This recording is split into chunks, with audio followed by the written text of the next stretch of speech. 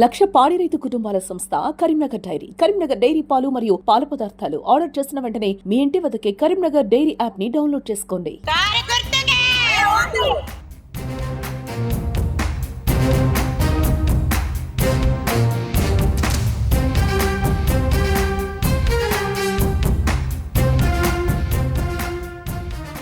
ఈ డివిజన్ లో మీరు ఉదయం నుంచి కూడా రాత్రి వరకు తిరుగుతున్నారు కదా. సో మీ దృష్టికి ఇన్ని సమస్యలు తీసుకొచ్చారు కదా, మరి మీరు గెలిచిన తర్వాత ఆ సమస్యలను తూచ తప్పకుండా అమలుపరుస్తారా? మరి వాళ్ళ సమస్యలు తీరుస్తారా? మరి వీళ్ళు తెచ్చిన సమస్యలు ప్రతి ఒక్కటి చూచా తప్పకుండా. మీ డివిజన్ ప్రజలకు మీరు ఏం హామీలు ఇస్తున్నారు ఈ సందర్భంగా? మరి మా డివిజన్ ప్రజలకి ఇప్పుడు మీ డివిజన్ మహిళలకు కేటాయించడంతో ఇటు బీఆర్ఎస్ పార్టీ నుంచి మీరు బరిలో ఉన్నారు, ఇటు కాంగ్రెస్ బీజేపీ నుంచి బరిలో ఉన్నారు. మరి వాళ్ళకు కంజర్ల రేణుకకు తేడా ఏంటంటే మీరు ఏం చెప్తారు? మరి నేను డైరెక్ట్ అభ్యర్థిని. చెప్పండి సిస్టర్, ఇప్పుడు మీ డివిజన్ లో బీజేపీ నుంచి వెళ్ళి అటు కాంగ్రెస్ నుంచి వెళ్ళి బీఆర్ఎస్ కూడా పోటీ చేస్తున్నారు. మీరు ఎవరికి ఈ అక్కకే ఓటేయాలని ఎందుకు అనుకుంటున్నారు? మరి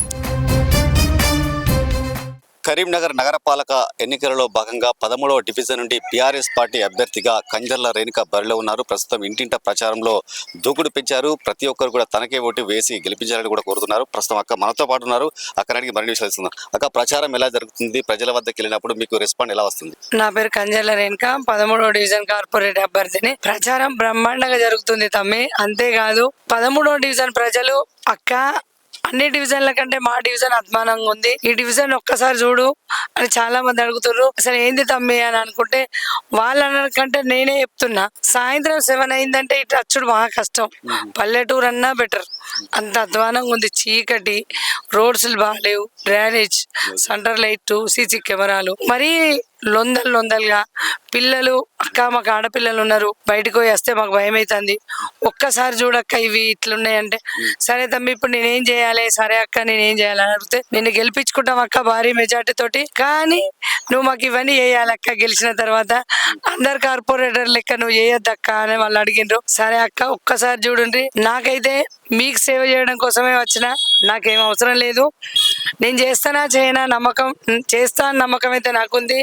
నేను చేస్తానా చేయనా అని మీరు చెప్పురంటే ఖచ్చితంగా మీరు చేస్తారక్క, మీకే ఓటేసి గెలిపియాలి అని అంటున్నారు. ముసలోళ్ళు అయితే పాపం చాలా మందికి పింఛన్స్ రాలే 4,000 అన్నాడు, 4,000 లేవక్క, ఏది లేదు. ఈ వచ్చుడు కూడా చక్కగా కత్తలేవు. ఇది కూడా ఒకసారి మా కేసీఆర్ గవర్నమెంట్ అయితే బాగుంటది, మా సార్ టైంకి వేసిండు మా సార్ అని చెప్పేసి అంటుండ్రు. అంతేకాదు మా మహిళలకు కూడా ఎన్నో ప్రాబ్లమ్స్ ఉన్నాయి. ఆ ప్రాబ్లమ్స్ కూడా అక్క నీకైతే పర్సనల్ గా చెప్పుకోవచ్చు, నీ దగ్గరికి రావచ్చు, నిన్ను అడగచ్చు, మాకు ఆ ధైర్యం ఉంటది. వాళ్ళ దగ్గరికి అయితే మేము ఎట్లా పోతాం అక్క? పోలేం కదా, వాళ్ళు ఎంతసేపు మొగోళ్ళే కదా అక్క. ఇన్ని సంవత్సరాలు మొగోళ్ళకే చేసినాం, ఏం చెప్పుకోలేదు కదా. మళ్ళీ ఇప్పుడు సేమ్ అదే అవుతుంది అక్క. కాదు ఇప్పుడు నువ్వే కావాలని చెప్పేసి పాపం చాలా మంది అంటుండ్రు ఆడవాళ్ళు, వాళ్ళకైతే మొక్కాలే. అంటే మీరు ఇప్పుడు ఈ డివిజన్ లో మీరు ఉదయం నుంచి కూడా రాత్రి వరకు తిరుగుతున్నారు కదా. సో మీ దృష్టికి ఇన్ని సమస్యలు తీసుకొచ్చారు కదా, మరి మీరు గెలిచిన తర్వాత ఆ సమస్యలను తూచ తప్పకుండా అమలుపరుస్తారా? మరి వాళ్ళ సమస్యలు తీరుస్తారా? మరి అయితే నాకేం పని లేదు, మా పిల్లలు ఇద్దరు చేసిన సెటిల్. ఒకసారి ఇక్కడే కరెంట్ డిపార్ట్మెంట్ లో ఆయన ఇన్స్పెక్టర్, పొద్దున్న లేచి 7 గంటలకు ఆయన బయటకు పోతాడు. నేను ఒక్కదాన్నే కదా ఇంట్లోండి చేసేదే ఉంది. మన ఆ స్థానం నుంచి ప్రజల కోసం పని చేయకపోతే ఎందుకు తమ్మి? వేస్టే కదా. అందుకే ఖచ్చితంగా వీళ్ళు తెచ్చిన సమస్యలు ప్రతి ఒక్కటి చూచా తప్పకుండా 66 డివిజన్ల మా డివిజన్ నెంబర్ 1గా 5 సంవత్సరాలలో చేస్తాం అని నేను చెప్తున్నా వీళ్ళందరికీ. మీ డివిజన్ ప్రజలకు మీరు ఏం హామీలు ఇస్తున్నారు ఈ సందర్భంగా? మరి మా డివిజన్ ప్రజలకి roads, under ground drainage, centre లైట్లు, సీసీ కెమెరాలు కంపల్సరీ. అంతేకాకుండా డివిజన్లో ఉన్న గుళ్ళు అభివృద్ధి. అసలు నేను 20 ఏళ్ళకెళ్ళి చూస్తున్నా మార్కండేయ టెంపుల్ గట్నే ఉంది, నేను 10 ఏళ్ళకెళ్ళి చూస్తున్నా రామాలయం గట్నే ఉంది. అసలు డెవలప్ అంటే పేరుకే సంఘాలు పెట్టుకున్నారు, కానీ డెవలపింగ్ లేదు. అంటే అది ఎందుకు లేదు అనేది వాళ్ళ కృతజ్ఞతకు వదిలేయాలి. గత గవర్నమెంట్ ప్రభుత్వం 10 ఏళ్ళు మా కేసీఆర్ పాలన ఎంత బాగుండేనో, అప్పుడు అన్ని అభివృద్ధి అయినాయి. 2 ఏళ్ళల్లో అధ్వానంగా చేసి పెట్టిండ్రు. అంతేకాకుండా ఖచ్చితంగా వీళ్ళు తెచ్చిన అభివృద్ధి వల్ల ఫస్ట్ రోడ్స్ డెవలపింగ్, తర్వాత అండర్ గ్రౌండ్ డ్రైనేజ్, సెంటర్ లైట్లు, సీసీ కెమెరాలు, తర్వాత గుళ్ళు డెవలపింగ్, తరువాత పేద ప్రజలకు పింఛన్స్, ఆధార్ కార్డ్స్, రేషన్ కార్డ్స్, వాళ్ళకి అన్ని అండదండలు ఉంటా మంచికి చెడుకు 24 గంటలు వాళ్ళ సేవ కోసమే ఉంటుంది అమ్మే. ఇంతకంటే ఎక్కువ నాకేం లేదు. వీళ్ళు ఆ స్థాయిలో నన్ను కూర్చోబెడతాను కాబట్టి వాళ్ళకి ఆ మాత్రం చేసేది తక్కువనే. ఇప్పుడు మీ డివిజన్ మహిళకు కేటాయించడంతో ఇటు బీఆర్ఎస్ పార్టీ నుంచి మీరు బరిలో ఉన్నారు, ఇటు కాంగ్రెస్ బీజేపీ నుంచి బరిలో ఉన్నారు. మరి వాళ్ళకు కంజర్ల రేణుకకు తేడా ఏంటంటే మీరు ఏం చెప్తారు? మరి ఒక్కటే తేడా, నేను డైరెక్ట్ అభ్యర్థిని, వాళ్ళు అట్లా కాదు కదా. ఇప్పుడు వాళ్ళ ప్రజల ఆలోచన కూడా అదే కదా. నువ్వు డైరెక్ట్ అభ్యర్థి అక్క, ఖచ్చితంగా నువ్వు కొట్లాడుతావు, తెస్తావు. వాళ్ళు అట్లా కాదు, భర్తల వెనకాలనే ఉంటుండ్రు కదా. ఇక్కడే మాట్లాడను వీళ్ళు, రేపు అక్కడే మాట్లాడతారని అడుగుతున్నారు వీళ్ళు. కరెక్టే కదా, ఇక్కడే మాట్లాడను వాళ్ళు అక్కడ ఎట్లా మాట్లాడతారు? మాట్లాడలేరు కదా. మాట్లాడితేనే కదా మాకు నిధులు నియామకాలు వచ్చేటిది. పేదవాళ్ళకి పింఛన్స్, రేషన్ కార్డు, జాగలు, ఆధార్ కార్డు ఇవి రావాలన్నా మాట్లాడితేనే కదా. మాట్లాడినప్పుడు ఎట్లా వస్తాయి? అట్లా రావక్క, వాళ్ళ కోటేయం నీకే వేస్తాం, నేను భారీ మెజార్టీతో గెలిపించుకుంటామని వాళ్ళు అంటుర్రు. వాళ్ళకి నాకున్న తేడా అదొకటే. సింగిల్గానే వస్తున్నా, భర్త లేడు సపోర్ట్, పిల్లలు లేరు సపోర్ట్.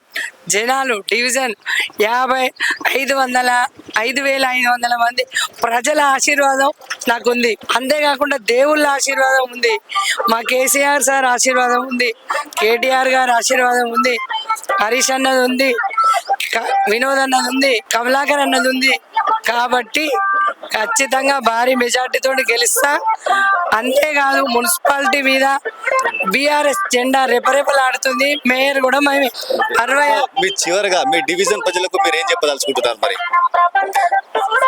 చూడండి అక్క, అన్న, మీ అందరికీ అక్కలకు నేను ఒక చెల్లెలాగా, అన్నలకు నేను ఒక చెల్లెలాగా, అవ్వల్లారా నేను మీ బిడ్డ అనుకోండి, ఒక్కసారి ఆశీర్వదించుండ్రి. 5 ఏళ్ళు పనిచేస్తా, మంచికి చెడుకు మీకు అందుబాటులో ఉంటాక్క. ఇదైతే వాస్తవం అన్న, మీకు కూడా ఇదైతే వాస్తవం చెప్తున్నా. ఆడపిల్లలు వాళ్ళు అబద్ధాలు ఆడరు, తప్పులు లేరు, పనులు చేస్తారు. నేను కూడా పని చేసి చూపిస్తా. పని చేస్తేనే మళ్ళా మీ వాడలు ఉండనియండి, లేకపోతే ఉండనియకూర్రి. నేను ఒక 5 ఏళ్ళు అనుకోవట్లే, ఇంకా 10 ఏళ్ళు ఉండాలా రిజర్వేషన్ అనుకూలించినప్పుడు అలా అనుకుంటున్నా. కాబట్టి ఖచ్చితంగా వాళ్ళకి అందుబాటులో ఉంటా, వాళ్ళకి పనులు చేస్తా, అన్ని విధాలా సహకరిస్తా. మహిళలకు కూడా, మా మహిళలకు ఎన్నో జరుగుతున్నాయి, వాటి గురించి పట్టించుకున్న పాపాన లేదు. ఎప్పుడు ఎంతసేపు మొగళ్ళకి ఇన్ని సంవత్సరాలు చేస్తే మొగళ్ళే ఏలింది అయిపోయింది. ఒక్కసారి ఒక మహిళకు కూడా ఏమన్నా అయిందా అని అడిగిందా తమ్మి? ఎవరన్నా అడగలే. నేను ఖచ్చితంగా అడుగుతా, ప్రశ్నించే గొంతు ఖచ్చితంగా నాదే కావాలి అని నేను అనుకుంటున్నా. ఖచ్చితంగా నేను అడిగి మా మహిళలతో నేను వాళ్ళకి సపోర్ట్గా ఉంటా, వాళ్ళు నాకు సపోర్ట్ ఉంటారు. మా మహిళల మీద జరిగే అరాచకాలు కొంచెమన్నా మార్పు తెస్తా అని నమ్మకం నాకుంది. వాళ్ళు అదే నమ్మకం మీద నాకు ఓటేసి గెలిపిస్తారు కాబట్టి వాళ్ళ నమ్మకాన్ని నిలబెట్టుకుంటా. చూసారు కదా, మొత్తానికైతే 13వ డివిజన్ లో కంజర్ల రేణుకకే పెద్దపీట వేస్తామని కూడా చెప్తున్నారు. ఎందుకంటే మహిళగా ముందుకు వస్తున్నాను, మీ అందరి అభిమానాలు నా మీద ఉంటే మీకు 5 సంవత్సరాలు అందరికీ అందుబాటులో ఉండి ప్రతి ఒక్క సమస్యకు నేను పరిష్కరిస్తా. ఈ డివిజన్ లో చాలా సమస్యలు పేరుకుపోయి ఉన్నాయి. ఒకసారి అవకాశం ఇస్తే మాత్రం ఆ సమస్యలు నేను ఏమైతే హామీలు ఇచ్చినా సమస్యలు తూచా తప్పకుండా పరిష్కరించి మీకు అందరికీ అందుబాటులో ఉంటానని కూడా చెప్పడం జరుగుతుంది. చెప్పండి సిస్టర్, ఇప్పుడు మీ డివిజన్ లో బీజేపీ నుంచి వెళ్ళి, అటు కాంగ్రెస్ నుంచి వెళ్ళి, బీఆర్ఎస్ కూడా పోటీ చేస్తున్నారు. మీరు ఎవరికి ఈ అక్కకే ఓటేయాలని ఎందుకు అనుకుంటున్నారు? మరి నమస్కారం, నా పేరు శిర్ష, నేను 13వ వార్డులో నివాసం ఉంటున్నాను. ఈ అక్కకి ఎందుకు ఓటేయాలి అనుకుంటున్నాం అంటే, మేము ఇంతకు ముందుకున్న కార్పొరేషన్ వాళ్ళ చుట్టూ చాలాసార్లు తిరిగి మాకు ఈ ప్రాబ్లమ్స్ ఉన్నాయి, లైట్ అయినా డ్రైనేజీ అయినా అన్ని ప్రాబ్లమ్స్, వాటర్ మెయిన్ వచ్చేసి వాటర్ ప్రాబ్లమ్ ఉందని చాలాసార్లు తిరిగినాం. కానీ ఎవరు కూడా పట్టించుకునే వాళ్ళు ఎవరు లేరు. ఈ అక్క మా ప్రతి ఇంటింటికి వెళ్ళి నీకు ఏ సమస్య ఉన్నా నేను తీరుస్తా అని, ఇంకా నామినేషన్ వేయక ముందుకే మా ఇంటింటికి వచ్చి సమస్యలన్నీ అడిగి తెలుసుకున్నది. కాబట్టి ఇప్పుడే తెలుసుకున్నదంటే గెలిచినాక ఖచ్చితంగా మా ప్రాబ్లమ్స్ అన్ని సాల్వ్ చేస్తుందని ఒక నమ్మకం కొద్దీ మేము ఈ అక్క కోటేయాలని అందరం నిర్ణయించుకున్నాం.